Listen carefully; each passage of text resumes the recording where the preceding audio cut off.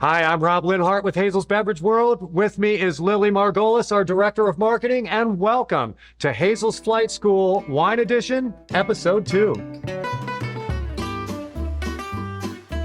Today, we're really going to be focusing just on exploring a couple of basic white wines. There's a million different kinds of white wines out there. We don't have time to cover them all in one episode, and we wouldn't dare to try. So today, we're just going to start with a couple, and we're going to start to get some general impressions. What we've gone for here are two wines that have some contrast in terms of style. We've got a Sauvignon Blanc that I'll tell you right now is going to have a lot of acidity.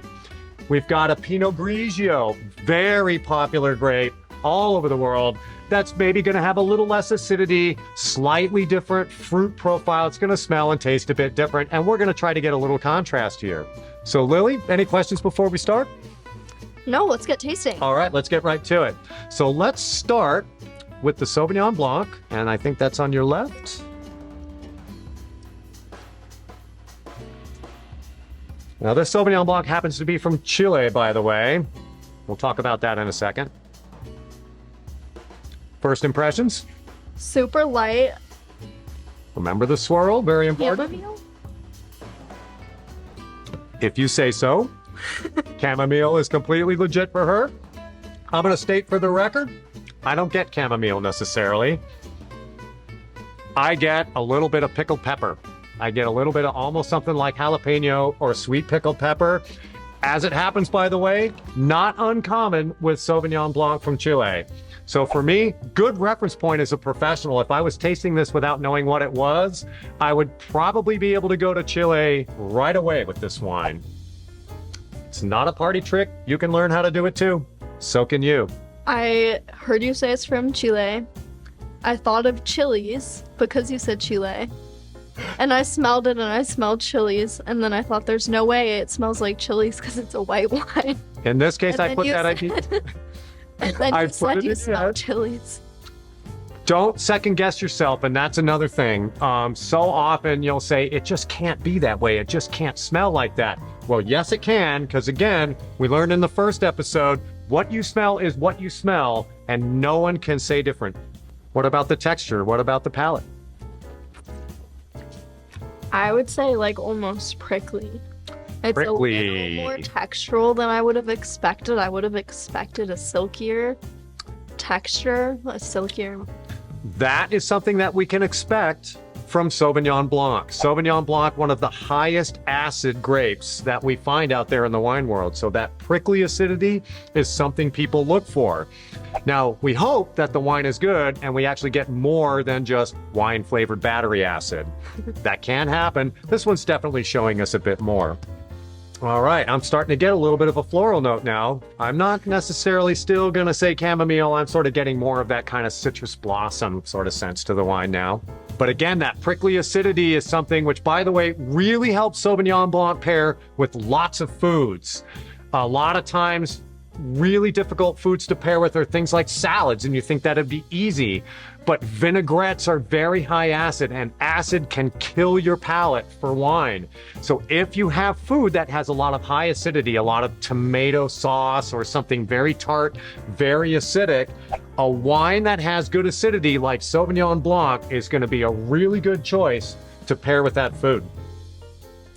So this would be good with like pasta with tomato sauce? Very much so. Now, it is a little delicate and not the most bold wine, so be careful with that. Really, the key is acidity. If you've got acidity, you're gonna wanna have acidity in both the wine and the food in order to balance the scales of your palate. That's what we're looking to do in this situation. All right. So we're moving on now to a Pinot Grigio. Now, sometimes order is important in tasting wine. And we may or may not have chosen the wrong order here. We started with the Sauvignon Blanc, and I like that because often we'll taste something like that to kind of kick your palate into gear and wake things up and kind of brighten up your palate.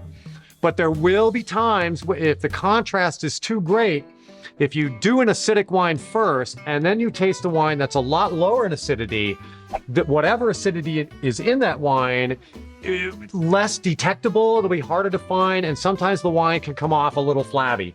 Now, in this case, I'm pretty confident the wines won't be quite that far apart, so we should be fine. But another key issue is that you mentioned the Sauvignon Blanc was very light, and it seemed quite light on your palate, and you were surprised by that.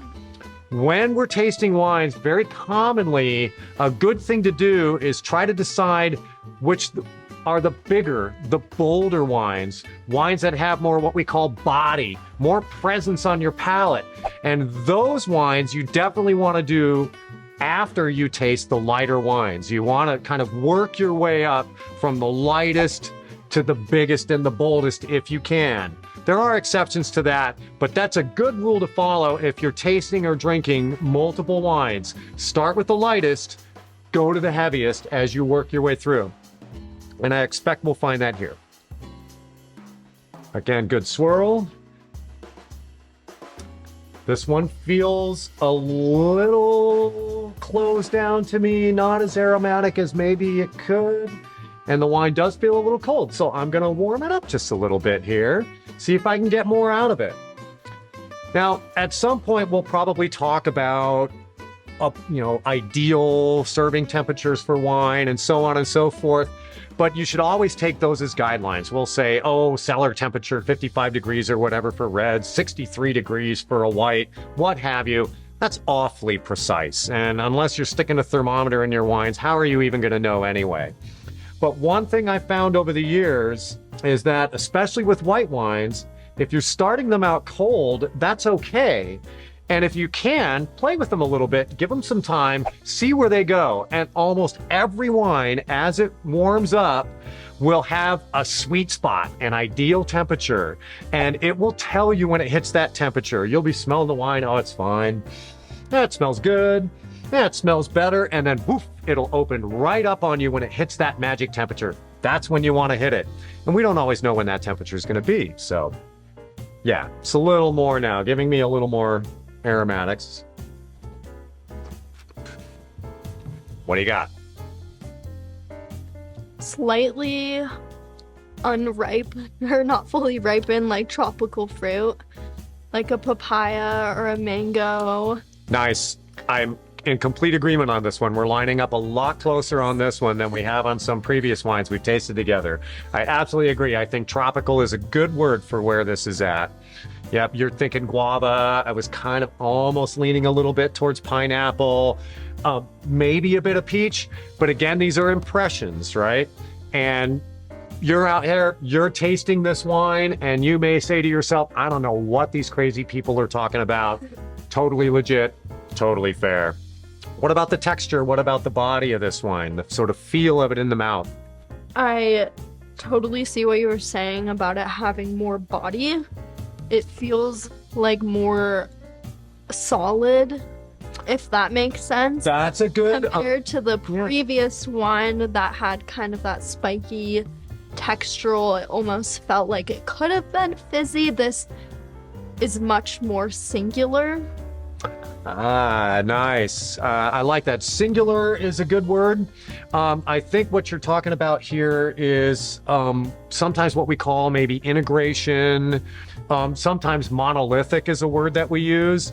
We don't always use that term in a nice way. Sometimes when wines are just, it's red wine and it's there. That's kind of monolithic. I think for me, what I'm getting here is certainly sort of a bigger feel, a weightier feel to the wine. It feels like it has a presence. And I do like what you said earlier. The word that we would use is sort of firm, where that one was kind of prickly and it kind of danced on your palate of this one, and this one just kind of, solid, I think.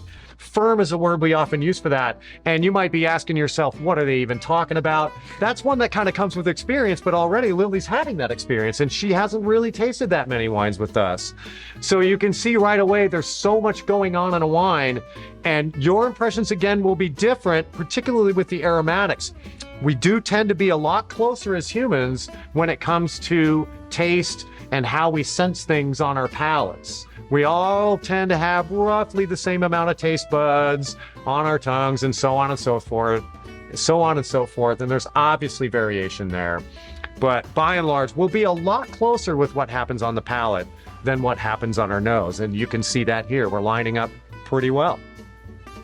I'm going to take another shot at this because now I'm starting to get something as it opens up that I can only describe as a little green. And not everybody's going to love that. Not everybody's going to get it. So what I think I'm getting is I'm getting a little bit of that unripeness of that fruit all on its own. And it's just a little green.